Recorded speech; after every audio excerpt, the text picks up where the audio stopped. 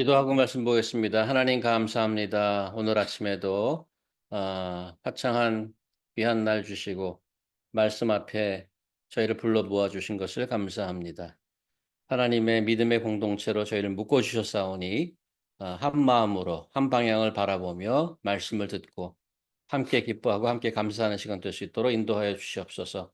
하나님께서 이 아침에 준비해 주신 귀한 은혜를 저에게 베풀어 주시길 원하며 모든 말씀을 예수님 이름으로 기도합니다. 아멘. Very good morning입니다. Very good morning. 여러분을 예수님의 이름으로 축복하며 환영합니다. 보리떡 5개와 물고기 2마리. 예수님의 오병이어의 기적을 보고 있죠. 오병이어 이야기는 기적이라기보다는 요한이 즐겨 사용하는 그 표현 있잖아요. 표적, 사인인데요. 그 표적이 가리키고 있는 것이 무엇인가에 대해서 계속 저희가 보고 있습니다. 특별히 오병이어 표적에 대해서 요한은 상당히 긴 지면을 할애하고 있는데 71절인가 72절까지 있습니다. 앞으로도 한참 남았는데 그만큼 그 표적이 주고자 하는 메시지가 매우 중요하다고 하겠습니다. 지난 시간 예수께서 무리들에게 오병이어의 뜻을 설명하면서 썩을 양식을 위해서가 아니라 영생하도록 있는 양식을 위해서 일하라고 지적을 하자 무리들이 그 일이 뭐냐고 되묻습니다. 그러자 예수님께서는 하나님의 보내신 자를 믿는 것이 하나님의 일이라고 합니다. 그랬더니 이제 무리들은 믿도록 하는 표적을 보여달라. 아주 끈질기게 물고 늘어집니다. 그리고 그 표적의 예를 들어주죠. 구약 이스라엘 백성이 40년간 광야에서 먹었던 만나 사건을 끄집어냅니다. 거기에 대한 답변이 오늘 본문입니다. 본문을 한번 펴주시죠. 예수께서 오병이어의 표적이 과거 광야의 만나와 어떻게 근본적으로 다른지를 분명하게 말씀합니다. 누가 무엇을 주었는지를 비교합니다. 우리가 이해하는 광야의 만나는 모세가 하늘로부터 준 떡이었습니다. 하지만 그것의 진정한 의미, 즉 오병이어의 표적이 주고자 하는 의미는 지금 몇 절입니까? 32절 보시면 하나님께서 주시는 참떡, 생명의 떡이라고 말씀합니다. 그랬더니 34절에 사람들이 기다렸다는 데 대답하죠. 주여, 이 떡을 항상 우리에게 주소서. 문자로 이게 지금 기록이 되어 있기 때문에 정확하지는 않습니다만은 이들의 대답 속에 약간의 좀 sarcastic한 뉘앙스가 좀 담겨 있지 않나 하는 생각이 들립니다. 말하자면 좀 비아냥거리는 거죠. 아니, 그런 떡이 있어요? 아이고, 그러면 우리에게 계속 좀 줘봐요. 약간 이런 듯한. 이거는 뭐 제 해석일 수도 있습니다만은 그런 거 있으면 좀 줘봐요. 예수께서는 생명을 주는 그 떡의 실체와 그 어떻게 그것을 먹고 생명을 누릴 수 있는지를 분명히 밝히죠. 35절 제가 있습니다. 예수께서 이르시되 나는 생명의 떡이니 내게 오는 자는 결코 줄이지 아니할 터이요 나를 믿는 자는 영원히 목마르지 아니하리라. 아, 예수님께서 자신이 생명의 떡이라고 주장합니다. 물론 비유법이죠. 예수께서 생명의 떡이라면 어떻게 그 떡을 먹고 생명을 얻게 되는 것인가? 2가지로 표현하고 있습니다. 내게 오는 자, 나를 믿는 자. 그래서 예수께서 말씀하시는 생명을 얻는 길은 그렇게 어렵지는 않습니다. 예수께 나와서 그를 믿는 것입니다. 그러면 결과는 결코 줄이지 않고 영원히 목마르지 않습니다. 그것이 약속입니다. 아, 그래서 무리들이 원하는 모든 필요한 방법과 답변을 제공해 주었습니다. 그들이 믿었나요? 36절 그러나로 시작하는 문장이 나옵니다. 그러나. 그러나는 앞에 이야기와 반대되는 내용이 나온다는 얘기잖아요.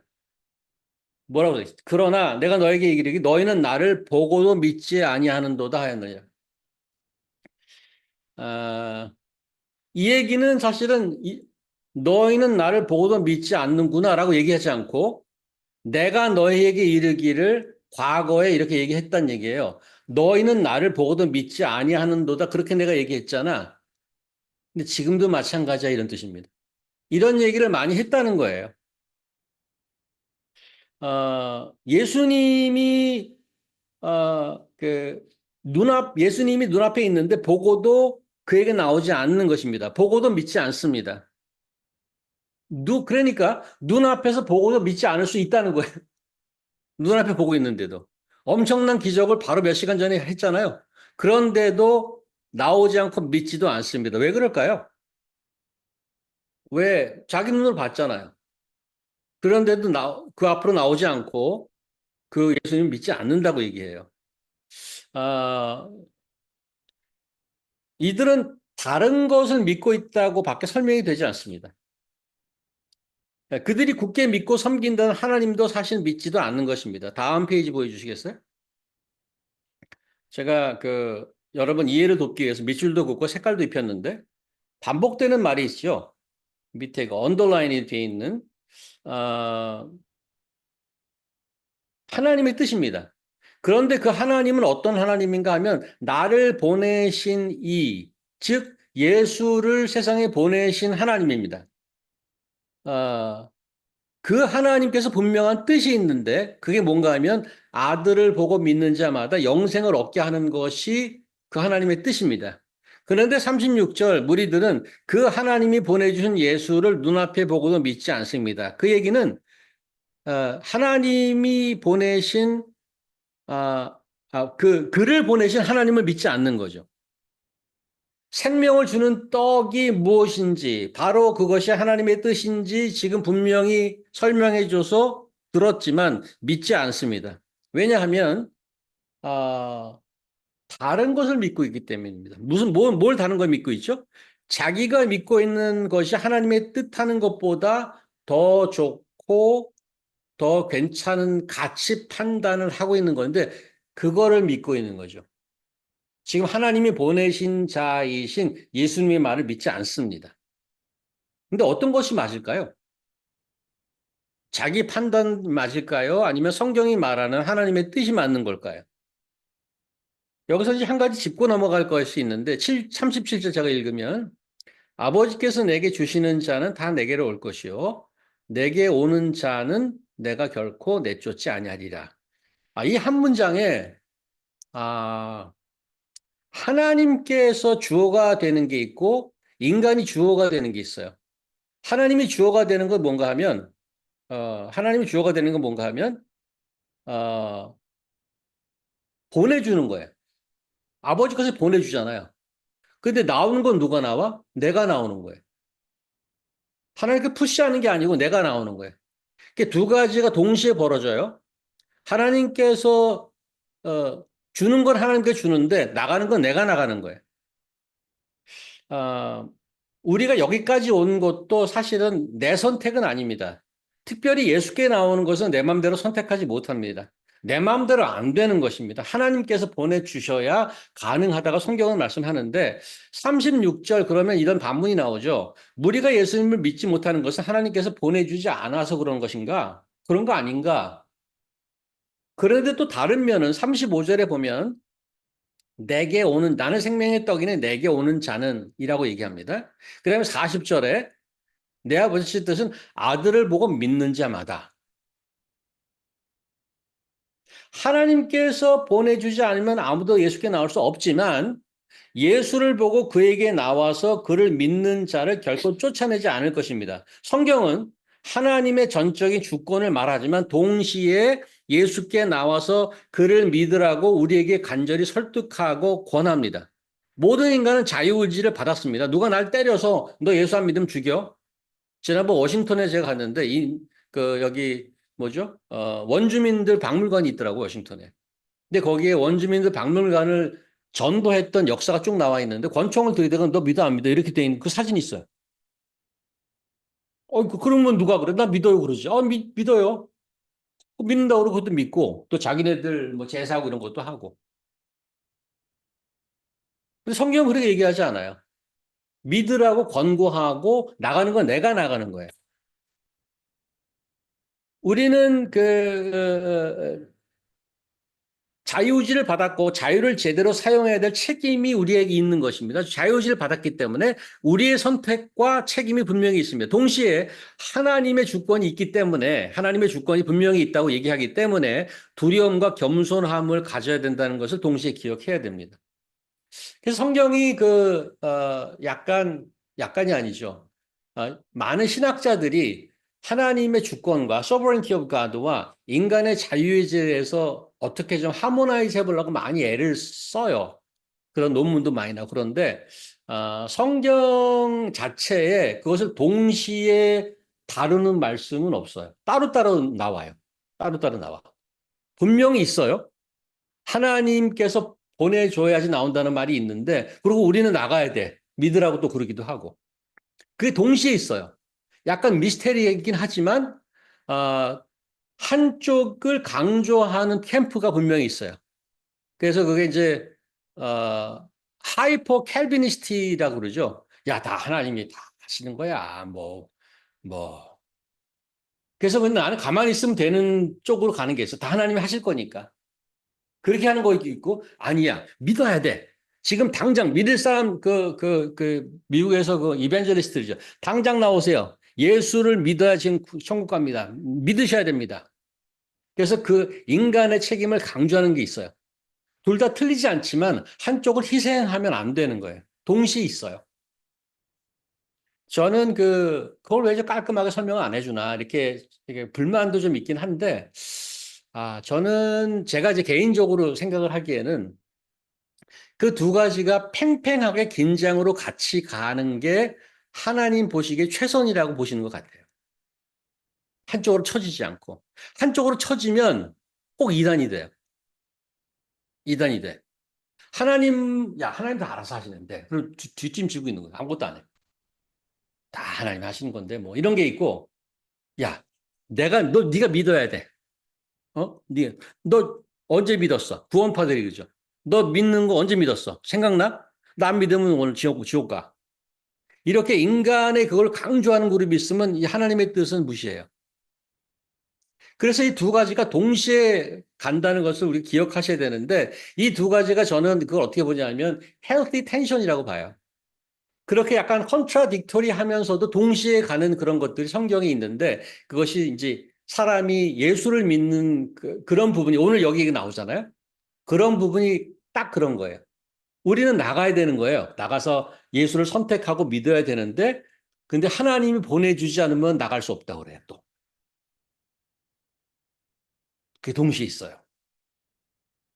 그걸 제가 여기서 여러분들에게 설득할 수 있도록 깔끔하게 설명을 하면 저는 지금 신학교에 학장을 하고 있겠죠. 그러나 그런 실력이 안 되기 때문에 이렇게 얘기하는 겁니다. 자, by the way, 아, 예수를 보고 믿지 않았던 무리들은 다른 곳에서 더 큰 가치가 있었다고 믿었기 때문에 안 믿은 것입니다. 예수님의 말을.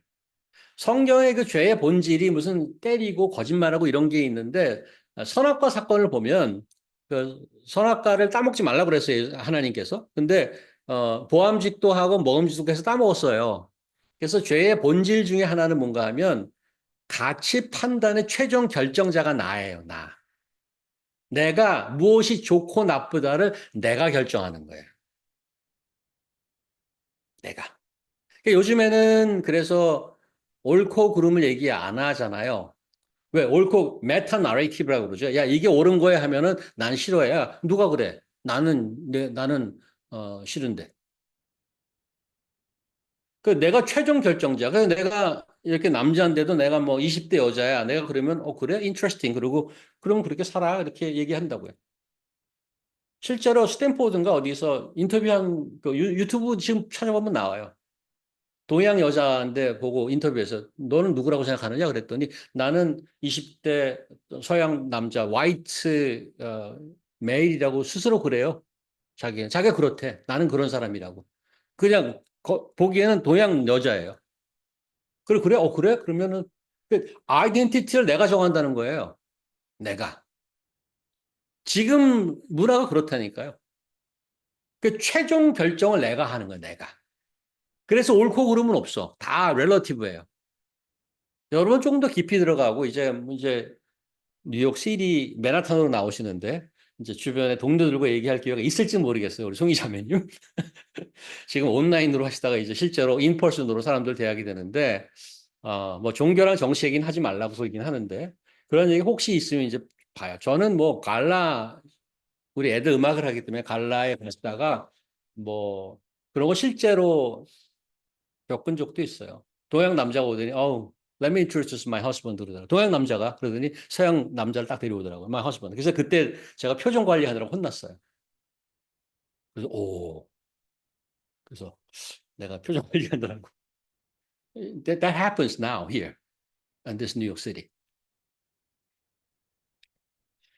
아, 요즘에 틀림이 아니라 다름의 문제라고 얘기하는 사람이 많죠. 이건 틀림이 아니라 다름이다. 이렇게 얘기하는 게 많은데 성경은 어, 다름의 문제가 물론 없지 않습니다. 그런데 옳고 그름의 문제가 더욱 분명히 존재한다고 선언하죠.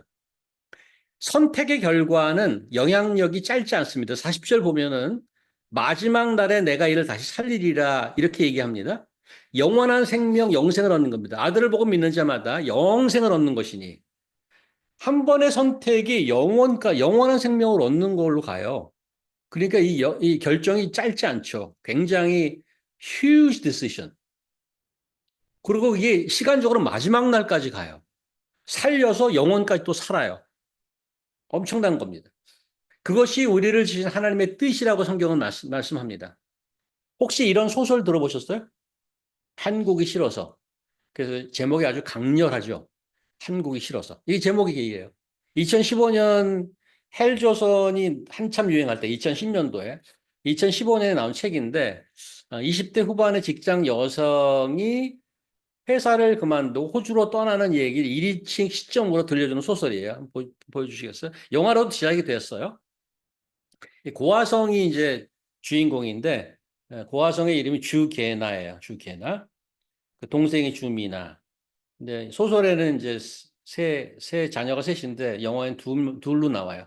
그래서 저는 이제 이 영화를 봤어요. 책은 못 읽었는데 왜 봤냐면 호주로 뭐 워홀 떠나고 뭐 이민 간다고 제가 호주에 살았기 때문에 이제 영화에 호주가 나오겠구나. 그래서 아이고 지금 뭐가 나오나 한번 보자고 흥미롭게 봤는데 영화는 바꿨더라고요 참. 뉴질랜드로 바꿨어 영화는 그 설정을 해서 에이씨 그래서 그거 호주의 장면을 익스펙트 하다가 뉴질랜드 나와서 뭐 그렇구나 했는데 확실히 그 영어는 호주 사투리가 나오더라고. 뉴질랜드 사투리 또 달라요. 뉴질랜드 사투리는 또 달라요. 그, 그 호주 사람이나 호주에 살던 사람은 뉴질랜드 사투리가 다른 걸 알죠. 뭐가 다른가 하면 모음이 달라서 알아듣기 참 힘들어요. 이 발음 있죠. 이 발음. ABCD. 이가 에로 발음되잖아요. 에. 근데 에와 아이는 이로 발음이고 그 두 가지 모음의 발음이 바뀌었어요. 아이 발음을 에로 발음하고 이 발음을 이로 발음해요. 그래서 letter 있잖아, letter를 litter라고 그래, litter. 그리고 어, 어서 오세요. 그래서 제가 이제 우리 사촌 형이 뉴질랜드 오클랜드에 이민을 가서 은행을 구자를 펴려고 이제 갔는데 거기 이제 은행 직원이랑 얘기했어요. 그래서 체크를 디파짓 했어요. 그래서 디파짓 하면 이제 클리어링 데이가 있잖아요. 며칠 걸리냐 그랬더니 저는 움찔했어요. 그 말을 듣고. 근데 그게 발음 때문에 나온 문제예요. It takes five 뭐라고 그러더라? it takes six business days 그러더라고. 근데 이게 six business day였어요. 근데 애와 이가 바뀌었기 때문에 그래서 아니 이놈이 무슨 얘기를 농담을 치는 건가 나한테? Sex business days 이렇게 얘기하더라고. 그래서 깜짝 놀랐네. 어쨌든 옆길이 세면 안 되지. 이거는 이제 아, 그 한국을 떠난 그 사람과 어서 오세요. 또 남은 사람들 여러 사람이 캐릭터가 나오는데 저마다 최선을 다해서 행복을 찾는 모습을 묘사한 영화인데 영화가 잔잔해요. 근데 굉장히 현실적이에요. 그 대화도 그 대사 같지 않고 그냥 일반 대화처럼 얘기하는데 굉장히 현실적이고 그냥 재밌게 봤어요. 근데 그, 그 영화를 보면서 이제 어떤 느낌이 들잖아요. 느낌이 드는데 무슨 느낌이 드나 하면 이렇게 재밌어, 밝아요, 슬퍼 이런 게 아니고 여기 약간 뭔가 그 좀 짠한 슬픔 같은 게 좀 서려 있어요. 되게 화면은 밝아요. 화면은 밝은데 이제 내용 자체가 그 젊은 세대들이 행복을 찾아 스트럭을 한 모습들이 여러 가지 캐릭터들을 통해서 나와요. 현실적인 얘기도 나오고 나와요. 그 다른 나라에서 새로운 인생을 꿈꾸는 그 게나라는 20대 여성, 그 다음에 또 비슷한 그 목표를 품은 또 다른 사람들. 근데 한국에 남아서 뭐 나름대로 인생을 꾸려가는 아주 다양한 인물들이 등장하는데 한번 시간 되면 보셔요. 그 영화에서 나오는 대사 한 부분을 제가 한번 쉐어하려고 그래요. 보여주시겠어요? 이게 작아서 제가 읽어드릴게요. 밥을 먹는 동안 나는 행복도 돈과 같은 게 아닐까라는 생각을 했어. 행복에도 자산성 행복과 현금 흐름성 행복이 있는 거야. 어떤 행복은 뭔가를 성취해서 오는 거지. 그러면 그걸 성취했다는 기억이 계속 남아서 사람을 오랫동안 조금 행복하게 만들어줘. 그게 자산성 행복이야. 어떤 사람은 그런 행복 자산의 이자가 되게 높아.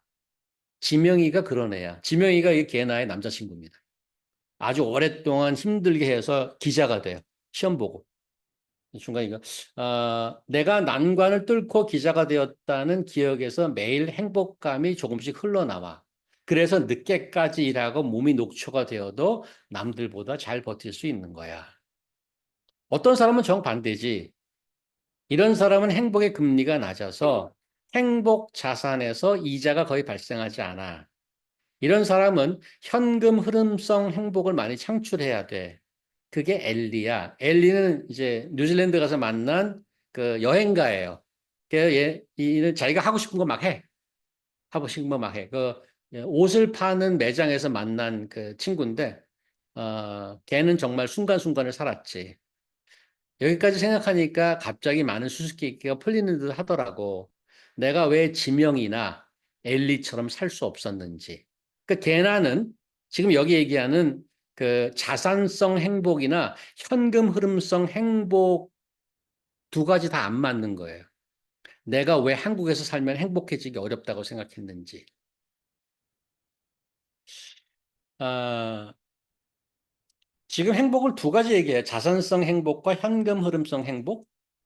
오랜 시간을 통해서 성취를 통한 행복. 이걸 자산성 행복이라고 지금 얘기하고 있고, 이게 이자율이 높다는 거예요. 그래서 일이 힘들어도 어려움을 견딘다는 거죠.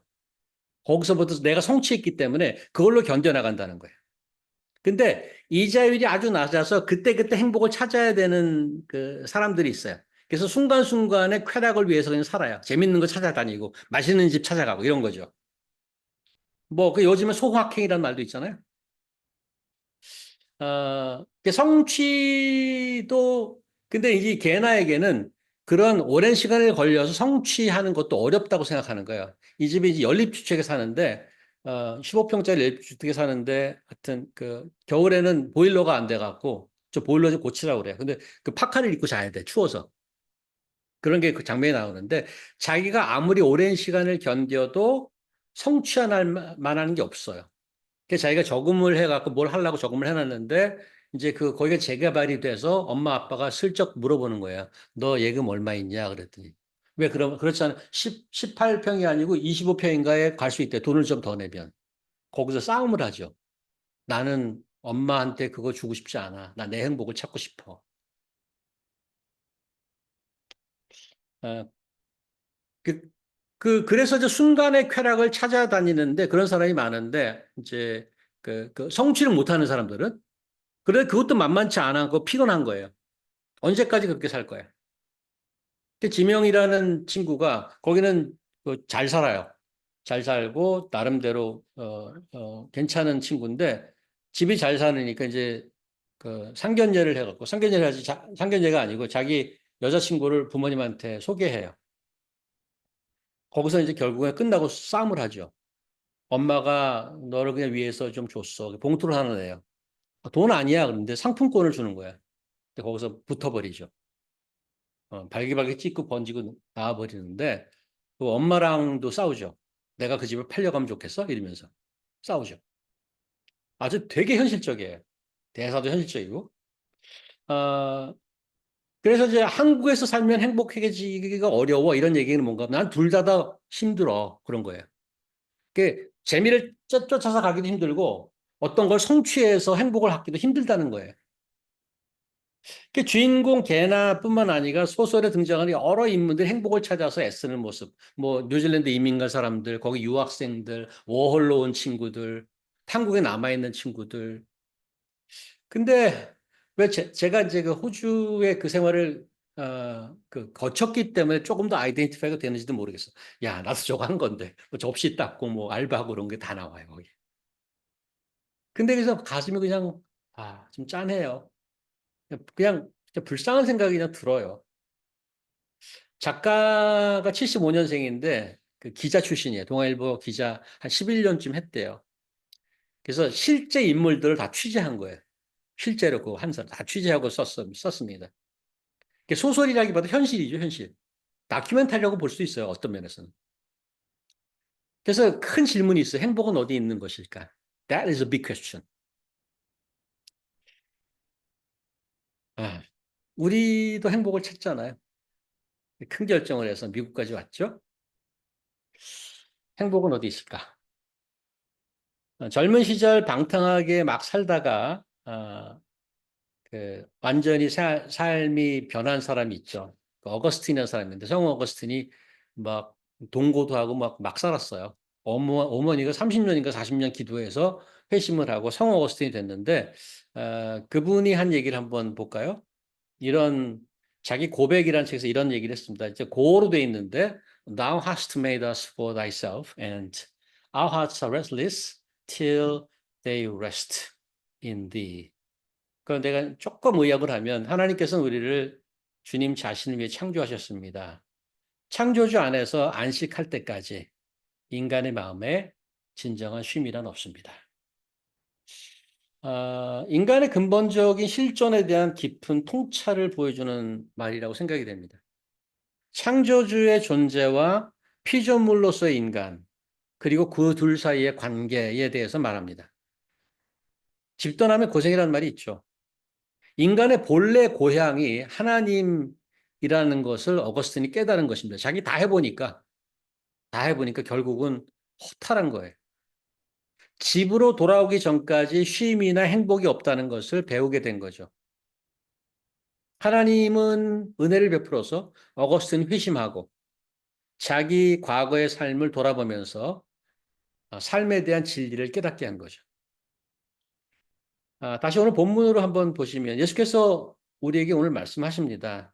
나는 생명의 떡이니 내게 오는 자는 결코 줄이지 아니하고 나를 믿는 자는 영원히 목마르지 아니하리라.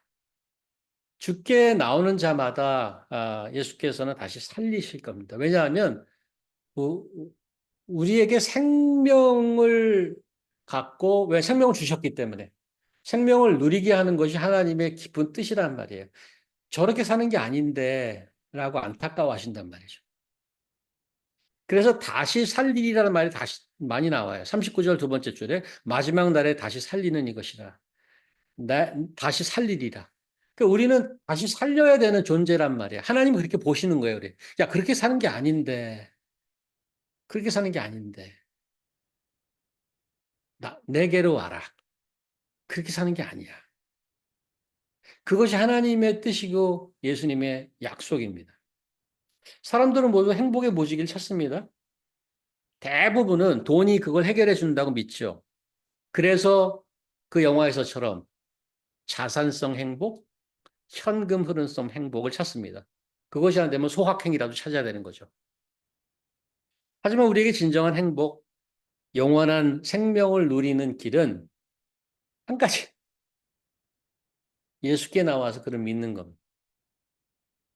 이것만이 지혜로운 선택이라고 우리를 끈질기게 하나님이 설득하십니다.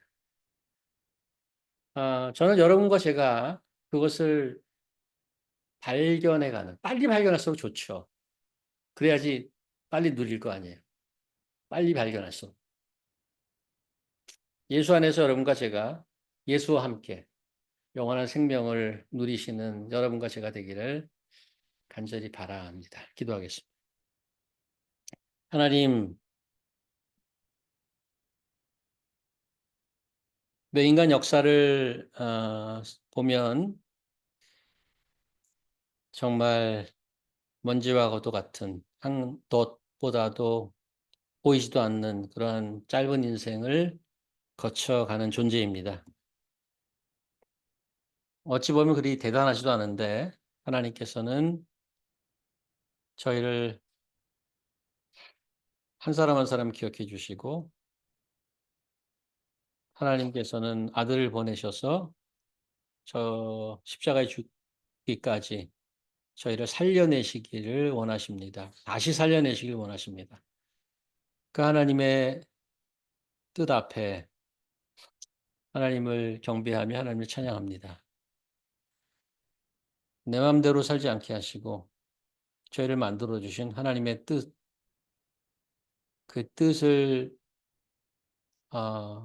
마음을 열고 눈여겨보고 진정으로 반응하고 하나님께서 보내주신 예수 앞으로 나와서 영생을 누리는 모두 될 수 있도록 하나님 도와주시옵소서. 말씀을 기억하며 또 한 주를 살 수 있도록 함께하여 주시옵소서. 예수님 이름으로 기도합니다. 아멘.